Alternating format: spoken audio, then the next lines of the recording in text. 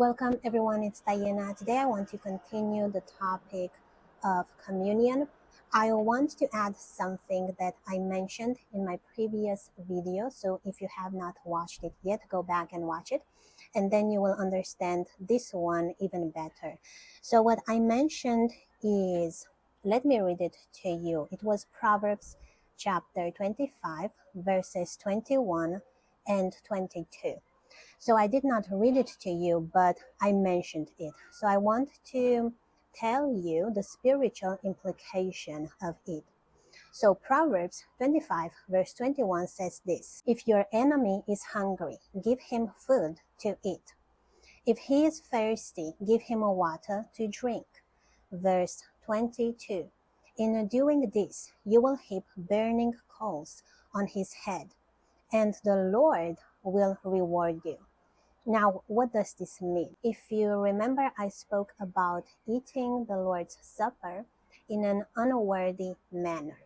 So when you eat this, you can get sick or you can even die because that thing that you ate is judging you. So that bread and the wine is judging you because you ate it in an unworthy manner. When you give somebody food, you do something that's good. And when they return evil for good, there are spiritual laws that will redirect the evil that they did to you back to them. You know that the Bible says very often that the pit that they dug, they themselves will fall into it. You can find this all over the Psalms, very similar statements, such as the pit that they dug, they themselves will fall into it. Or the stone that they rolled, it will roll back on them, and so on. So there are spiritual repercussions, so to say. When you give somebody to eat, you do them good. So when they do evil to you, a reversal is taking place. And what they meant to do to you, it's going back to them. So although that's something good, because you need to do good with a good intention, right? It's not like I'm giving them food to harm them, but you really need to forgive those people and do something that's good. But why is the Bible saying that? You can overrun evil with good because that's a spiritual law. So feeding your enemies and turning the other cheek, it's actually telling you how to reverse what they intended to do to you. Basically, you do them something good. And it's like a mirror that reflects that thing back to them. Now, let me give you this example from the Bible. In John chapter 13, verse 26, we have this passage where Jesus gives a piece of bread to Judas. Listen to this. Jesus answered, "It is the one to whom I will give this piece of bread when I have dipped it in the dish." Then, dipping the piece of bread, he gave it to Judas, the son of Simon Iscariot. Verse 27. As soon as Judas took the bread, Satan entered into him. So Jesus told him, "What you are about to do, do quickly." So you see that it's emphasizing, or it's saying that as soon as Judas took the bread, Satan entered into him. Why? Because he was taking the Lord's Supper in an unworthy manner.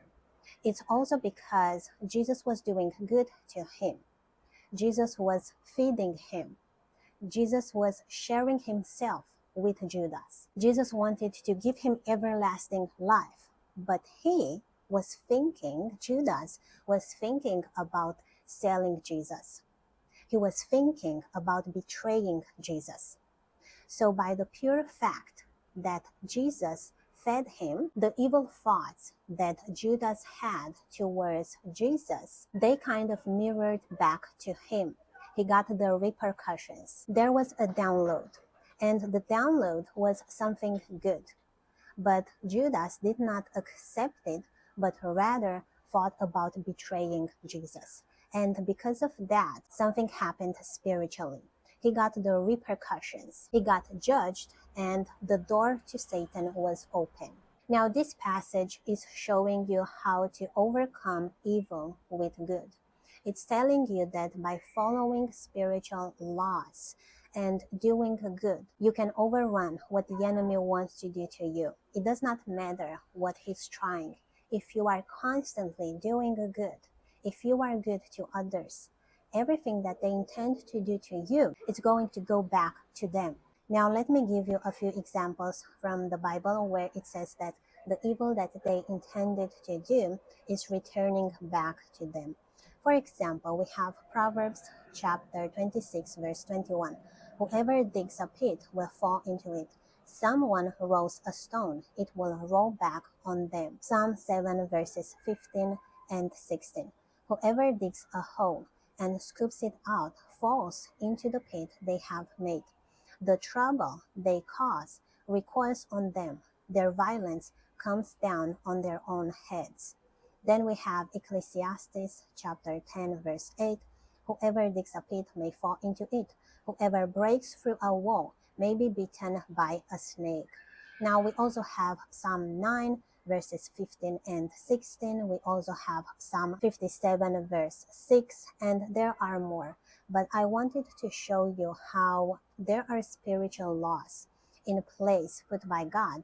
And whenever somebody tries to attack you, it's going to go back to them. It's like you are holding up a mirror and it's reflecting back to them.